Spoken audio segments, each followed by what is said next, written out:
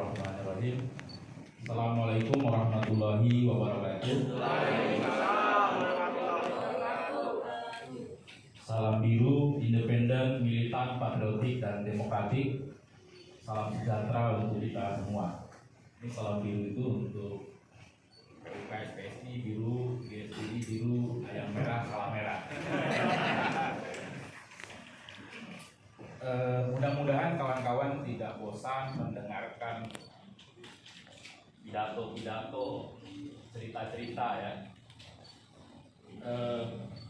Alhamdulillahirabbil alamin, puji syukur kita panjatkan kehadirat Allah Subhanahu wa taala. Tuhan yang Maha Kuasa yang telah memberikan rahmat dan hidayahnya kepada kita semua, terutama nikmat sehat ya bagi kita semua. Karena nikmat itulah kita semua hari ini bisa berkumpul bersama-sama di ruangan ini dalam acara pembukaan rapat umum anggota ketiga SBGTS GSBI PT Victory Cinglu Indonesia. Sholawat dan salam mari kita curahkan kepada baginda Nabi besar Muhammad sallallahu alaihi wasallam. Pertama-tama yang saya hormati Bung Suwandi, saya biasa manggil Bung Suwandi atau Bung Suwandi Indo sarjana hukum. Sekarang udah jadi sarjana hukum ya. Selaku ketua SBGTS GSBI di PT Victory Cinglu Indonesia, yang saya hormati juga pimpinan perusahaan PT Victory Cinglu Indonesia yang diwakili oleh Pak Wahyu Eko, sarjana hukum juga nih, ya, selaku HR Executive Manager, dan Pak Hana ya.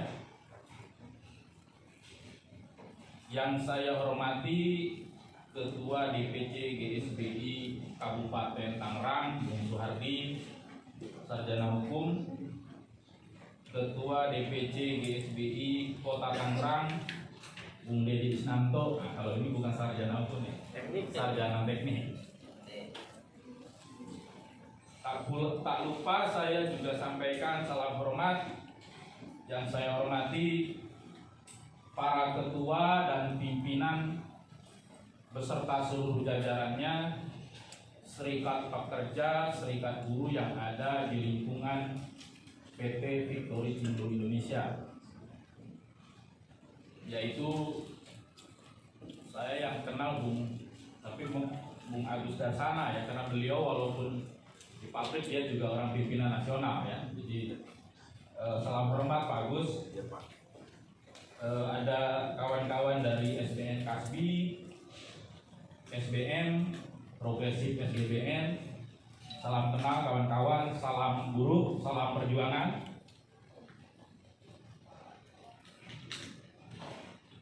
Yang saya pahami tentu di PTBC ini sangat ramai. Kenapa?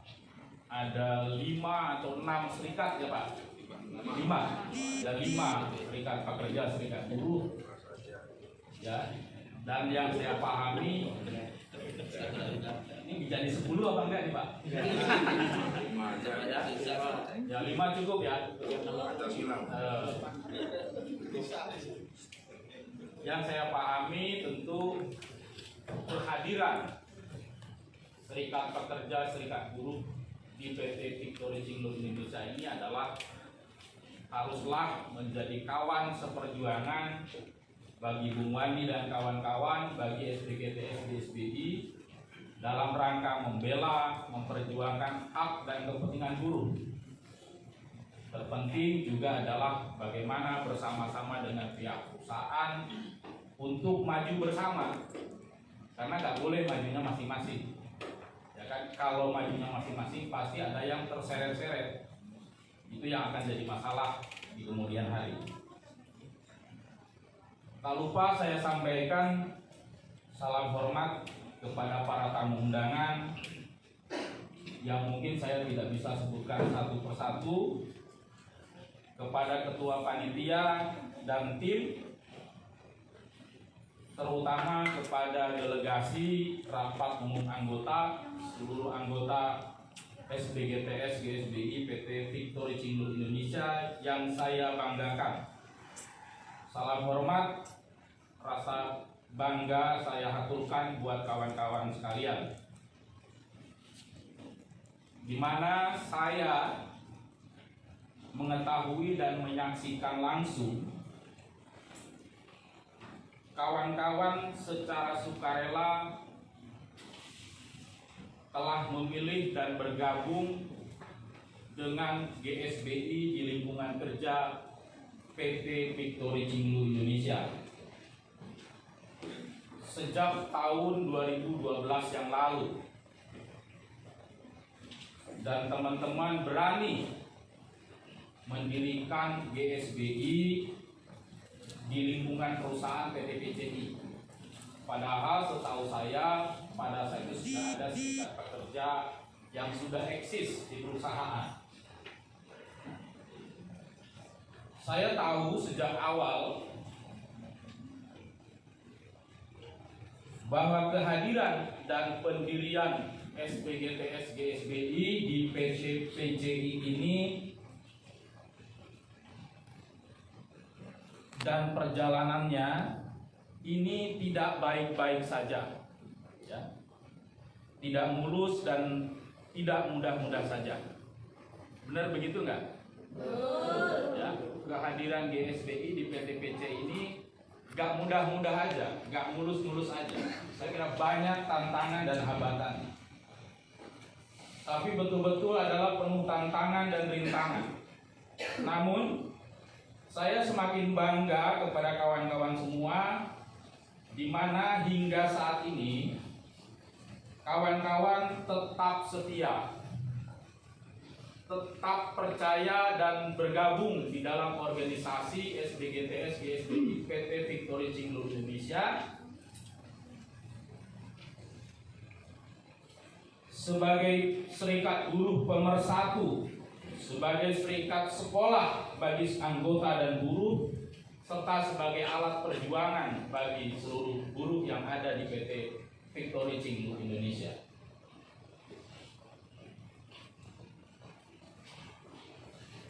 Kawan-kawan juga terus ambil bagian bagaimana mengembangkan GSBI di perusahaan. Dari dulunya yang hanya puluhan orang, terus jadi ratusan orang, dan sekarang katanya sudah hampir 1.000 lebih buruh PT PCI bergabung di dalam organisasi GSBI. Semoga perkembangan ini sejalan dengan pihak perusahaan yang juga memberikan atau menjalankan praktik kebebasan berserikat secara benar dan jujur. SBGTS GSBI menjadi serikat buruh yang mayoritas di PT PCI.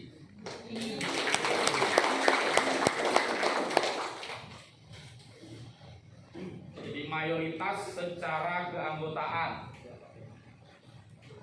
menjadi mayoritas secara benar di dalam mengimplementasikan apa yang disebut dengan kebebasan berserikat. Karena semua serikat punya kesempatan yang sama sebagaimana yang diberikan oleh Undang-Undang Nomor 21 Tahun 2000.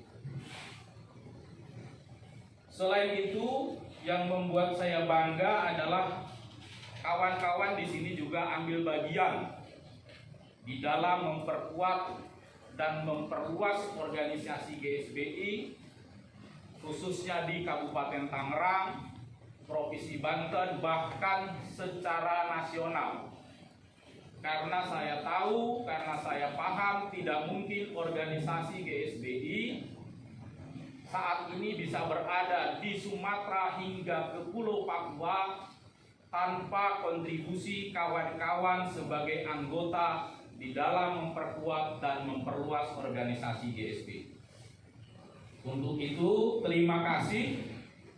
Dan saya sampaikan, marilah kita teruskan cara kerja kita yang benar ini, cara kerja yang tepat ini, mari kita terus bergandengan tangan, bersatu padu, memperkuat dan membesarkan organisasi GSBI. Nah, ini khusus saya kira saya perlu sampaikan kepada pihak perusahaan, Pak Wahyu dan kawan-kawan. Ini tolong juga disampaikan kepada pimpinan perusahaan. Saya dan teman-teman di DPP GSBI menyampaikan terima kasih di mana pihak perusahaan telah berkenan memfasilitasi tempat diselenggarakannya kegiatan rapat umum anggota ketiga, dan bahkan bukan hanya ketiga tapi yang kedua juga yang saya tahu juga diberikan fasilitas oleh pihak perusahaan, ya. Bahkan bisa menyelenggarakan rapat umum anggota di dalam perusahaan dengan banyak menggunakan fasilitas perusahaan. Jadi saya sampaikan terima kasih, Pak. Di tengah-tengah masih banyak perusahaan-perusahaan yang anti terhadap kehadiran dan aktivitas-aktivitas serikat buruh, terutama adalah bagi kehadiran serikat buruh independen. Kalaupun boleh, biasanya Pak, itu hanya boleh menjalankan aktivitas serikat pekerja di luar jam kerja atau di luar perusahaan, tapi tidak untuk PT PTI. Nah, untuk itu saya kira berilah aplaus buat PT PTI. Dan saya juga berharap ini bisa berlaku adil bagi semua serikat yang ada di PT PTI. Nah, ada yang bikin saya juga salut sama PT PTI ini. Ini bukan nyanjung-nyanjung Pak ya, tapi ini konkret. Ya, jadi ini satu lagi yang bikin saya kagum. Ini biasanya saya kalau diundang oleh serikat buruh anggota GSBI ke perusahaan-perusahaan ataupun oleh perusahaan sendiri biasanya diminta hadir, ya. Termasuk bahkan kalau diundang oleh instansi pemerintah, gitu ya. Ketika saya berkunjung itu tidak pernah dikasih arahan ini dan itu, datang ya datang aja gitu. Ini beda ketika saya ditelepon oleh teman-teman di PT PCI. Pertama Pak, terus manggilnya Bung, Pak Bung, ketua. Jadi hadir enggak? Insya Allah saya bilang kebetulan hari Senin saya kosong, ya. Nah tapi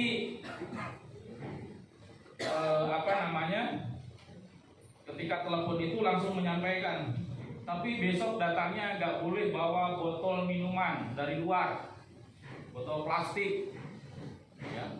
Nggak boleh bawa ini dan itu. Saya tanya, kenapa? Memang kenapa nggak boleh bawa botol minuman kemasan dari luar ke dalam perusahaan? Ya. Nah, disampaikan oleh panitia dan pimpinan SBGTS GSBI, Pak, Bung Ketua katanya, ya, perusahaan dan kami. Nah, ini saya bangganya perusahaan dan kami. Berarti kalau dan kami itu termasuk SBGTS GSBI, gitu ya. Di sini katanya di perusahaan ini kami sedang menjalankan program ramah lingkungan. Benar ya Pak ya? Ya. Jadi menjalankan program ramah lingkungan dan bekerja memulai mengurangi limbah plastik. Katanya ingin berperan serta menyelamatkan iklim dunia. Ini satu hal yang sangat mulia saya kira.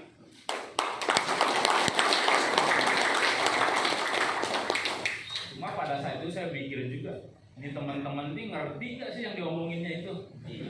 Atau cuma sekedar nyampein aja gitu ya, pesannya perusahaan gitu ya. Tapi mudah-mudahan saya yakin paham. Jujur secara pribadi, saya dan teman-teman di DPP tentu sangat bangga pada PT PCI. Memiliki komitmen dan tidak hanya sekedar komitmen, ya, tapi mulai menjalankan komitmen tersebut bahkan menjadi satu kebijakan yang diimplementasikan di dalam perusahaan.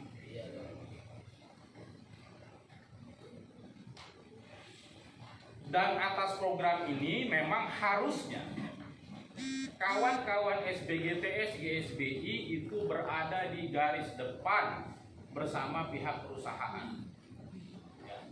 Jadi harusnya bukan hanya inisiatif perusahaan, tapi harusnya ini keluar gagasan ini dari teman-teman SBGTS GSBI. Tapi mungkin saat ini masih ikut perusahaan ya Pak ya. Kenapa demikian? Kenapa saya bilang harus berada di garis depan? Karena hampir setiap tahun GSBI juga menyelenggarakan pendidikan-pendidikan tentang perubahan iklim dan just transition. Jadi kalau di sini ada kebijakan itu, materi-materi yang saya sampaikan, materi yang GSBI berikan itu berarti ada gunanya dan betul-betul diimplementasikan, ya, di lingkungan perusahaan, bahkan bisa saya kira jauh lebih besar.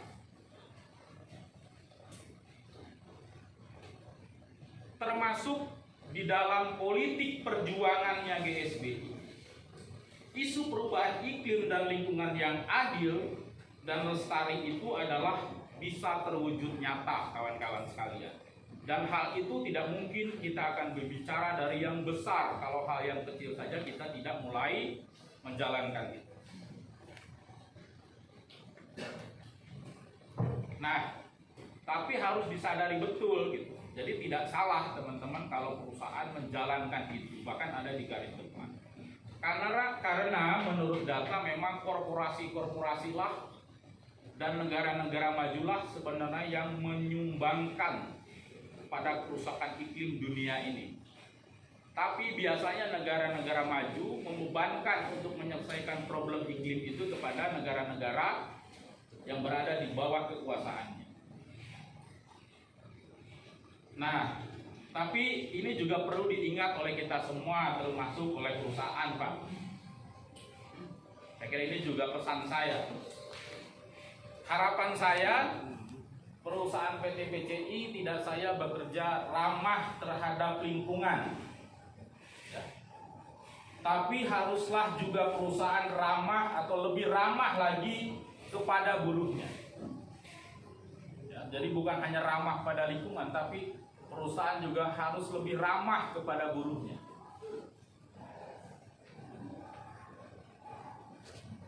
Kepada pekerjanya, kepada manusia. Itu yang paling penting, kawan-kawan sekalian. Kenapa harus lebih ramah kepada buruhnya? Karena buruhlah yang telah berkontribusi sangat besar untuk kemajuan dan kejayaan perusahaan, hingga bisa bertahan sampai sekarang. Bahkan perusahaan ini bisa berkembang, memiliki banyak cabang atau anak perusahaan. Lihat saja kawan-kawan sekalian, dan saya kira kita bisa menyaksikan bersama di masa pandemi COVID-19 saja, bahkan di saat genting-gentingnya atau puncak-puncaknya COVID-19,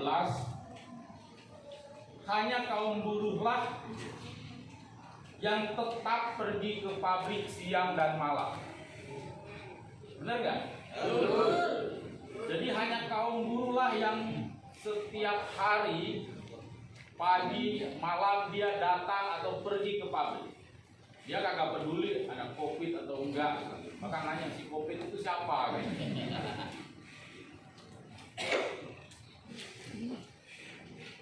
Untuk apa? Tentu adalah bukan untuk jalan-jalan, tapi untuk berproduksi dan terus memberikan keuntungan kepada pihak perusahaan.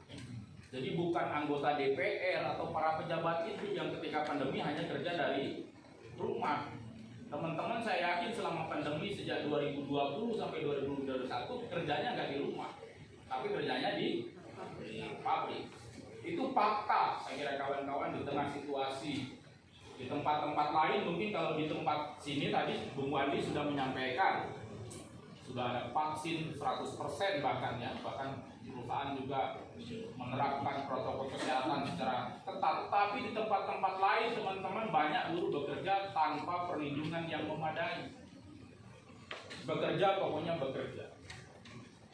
Sebenarnya banyak data yang tidak diekspos oleh pemerintah, di mana ribuan pabrik itu adalah mengalami COVID, tapi tidak diekspos. Bekasi, Karawang itu termasuk salah satu jumlah yang sangat besar, tapi memang tidak diekspos oleh pihak pemerintah.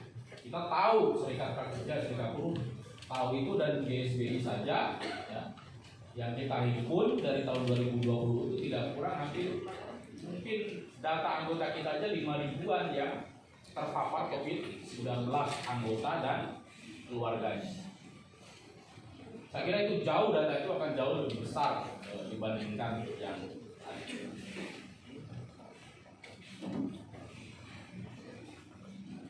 Kawan-kawan, Bapak Ibu yang saya hormati, seperti membaca tema RUA ketiga ini yang ya, ini tema yang sangat panjang ya. Seperti saya kira ini seperti panjangnya semangat dan harapan kawan-kawan GSBI bahwa perusahaan PT PCI Group ya hadir di Indonesia ini, harapannya adalah dengan masa kejayaan yang sangat panjang.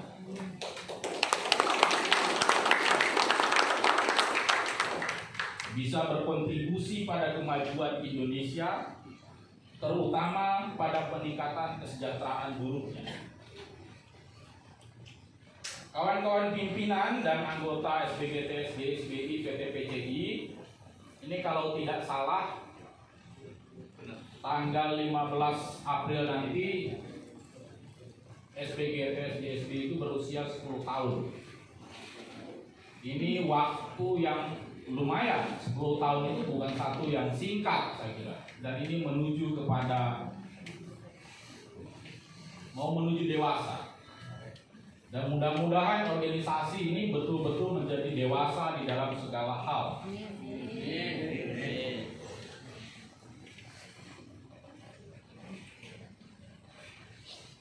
Seperti cita-citanya GSBI, dibangunnya SBGTS GSBI di PT PCI di tahun 2012 yang lalu, itu adalah untuk menjadi serikat buruh yang bisa bertahan di dalam segala cuaca, di dalam segala situasi. Artinya serikat buruh yang dibangun pimpinan-pimpinannya itu adalah tidak mudah menyerah, teguh mengemban cita-cita perjuangan kaum buruh Indonesia. Bagaimana bisa bebas dari politik upah murah, adanya kepastian kerja, dan terciptanya syarat-syarat dan kondisi kerja yang berkeadilan, bebas untuk memilih dan bergabung menjadi anggota atau tidak menjadi anggota serikat pekerja, serikat buruh, tanpa paksaan, bahkan penghalang-halangan menjadi anggota serikat buruh. Kebebasan berserikat harus menjadi perhatian kita bersama. Tanpa kebebasan berserikat, tidak akan mungkin buruh bisa punya bargaining, tidak mungkin bisa memperjuangkan apa yang menjadi hak dan kepentingannya. Serikat pekerja adalah alat pemersatu kaum buruh, wadah berorganisasi bagi kaum buruh. Kebebasan berserikat ini, kawan-kawan sekalian, saya kira, dan perlindungan hak untuk berorganisasi, dan berunding bersama itu adalah merupakan mandat daripada Konvensi ILO nomor 87 dan 98, termasuk juga Undang-Undang nomor 39 tahun 99, dan secara spesifik adalah amanat dari Undang-Undang nomor 21 tahun 2000. Bahkan kalau dinaiki itu kebebasan berserikat juga diakui, dituangkan di dalam Code of Conduct-nya naik. Ya.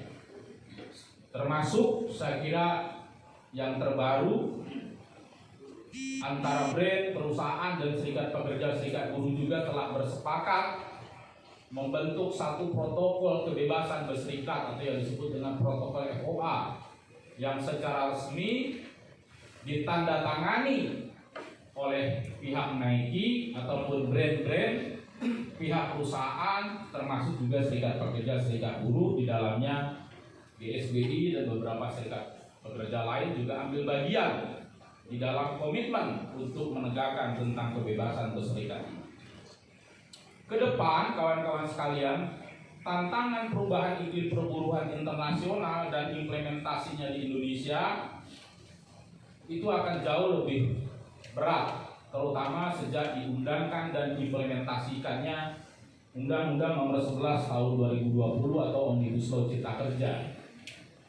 Walaupun Mahkamah Konstitusi sudah mengeluarkan keputusannya inkonstitusional bersyarat, dan sekarang ini menjadi polemik, menjadi dua pandangan, ya, di mana pemerintah tetap ngotot undang-undang ini adalah eksis untuk berlaku sambil diperbaiki, dan kita, saya kira serikat pekerja, serikat buruh berkeyakinan undang-undang ini harusnya tidak dijalankan, termasuk tentang peraturan pelaksanaan. Tapi sampai sekarang belum ada titik temu yang sangat jelas. Artinya tadi juga sudah dijelaskan kawan-kawan sekalian, provokasi-provokasi terhadap lahirnya ketidakharmonisan, ketidakstabilan situasi ini bukan dilahirkan oleh gerakan buruh, tapi dilahirkan oleh penguasa itu sendiri, oleh pemerintah sendiri. Contohnya apa? Undang-undang Omnibus Law. Karena beberapa saya berkomunikasi juga dengan banyak pimpinan perusahaan, sebenarnya banyak juga yang nggak setuju. Karena apa? Dengan kebijakan-kebijakan yang kontroversial itu justru akan melahirkan ketidakstabilan situasi dan mengganggu hubungan industrial yang ada sudah terbangun di dalam perusahaan. Contohnya teman-teman, pasti dengan lahirnya kebijakan perundang-undangan yang tidak berpihak kepada kaum buruh, itu akan melahirkan gejolak di pabrik-pabrik, akan demo, akan mengirimkan anggota-anggotanya mendatangi kantor-kantor pemerintah. Produksi terganggu tidak? Terganggu. Pasti perusahaan juga yang berpikirannya jernih tidak setuju dengan kebijakan itu, karena mengganggu proses produksi. Dan saya yakin tidak ada perusahaan yang mau barang sedetik pun adalah proses produksi itu terganggu. Contohnya, yang memprovokasi buruh Banten itu untuk bergerak untuk melakukan tindakan-tindakan itu bukan kaum buruh sendiri, tapi pimpinan Banten nomor satunya sendiri yang memprovokasi. Pimpinan elit-elit pemerintah sendiri yang memprovokasi, yang membuat kegaduhan, yang membuat situasi Banten itu tidak kondusif. Tapi sekarang dibalik menjadi kaum buruh yang membuat situasi Banten tidak kondusif. Coba kalau pemerintahnya melahirkan kebijakan yang bisa mengakomodir seluruh kepentingan, seluruh stakeholder yang ada di dalam hubungan industrial, tentu tidak akan terjadi itu pendudukan kantor gubernur, tidak akan ada terjadi itu buruh foto-foto di mejanya gubernur. Dan itu satu hal yang biasa di dalam negeri demokrasi menurut saya. Justru dengan melaporkan buruh itu semakin memperlihatkan bagaimana watak rejimnya, watak pimpinan itu adalah yang anti terhadap kaum buruh. Padahal buruh di Banten ini memberikan kontribusi yang tidak sedikit, karena salah satu sektor industri andalan apa? 1000 pabrik di sini ya kan? Julukannya adalah 1000 pabrik. Tentu memberikan kontribusi yang sangat besar terhadap APBD di Provinsi Banten. Harusnya mendapat perlakuan yang istimewa. Ekonomi akan bergerak kalau buruhnya itu upahnya yang sangat baik, karena buruh akan belanja, maka roda ekonomi akan berjalan. Tapi kalau upahnya murah, bagaimana mungkin ekonomi akan cepat pulih? Saya kira pemenang Nobel internasional di bidang ekonomi mengatakan gak ada hubungannya kenaikan upah buruh yang tinggi itu dengan masalah ini investasi. Justru kenaikan upah buruh yang sangat tinggi itu akan berkontribusi pada peningkatan pertumbuhan ekonomi, kebangkitan ekonomi. Ya. Nah, bagaimana contohnya? Saya bilang misalkan di perusahaan ini, kalau upahnya tidak cukup untuk memenuhi kebutuhan hidupnya, pasti kelakuannya aneh-aneh. Makanya kurang gizi, maka kerjanya juga nggak semangat, ngantuk aja.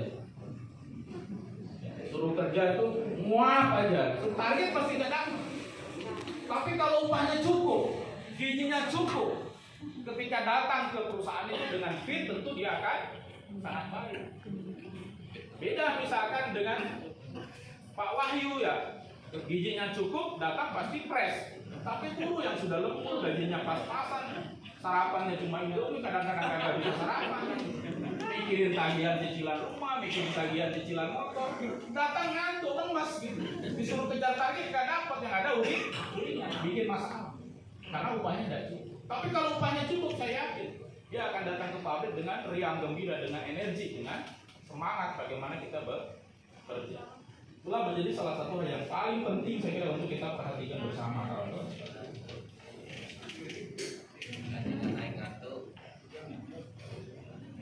Nah, tadi saya pesan, walaupun teman-teman di SBGTS ini adalah organisasi yang harus menjadi besar, tapi bukan hanya sekedar besar jumlah anggota.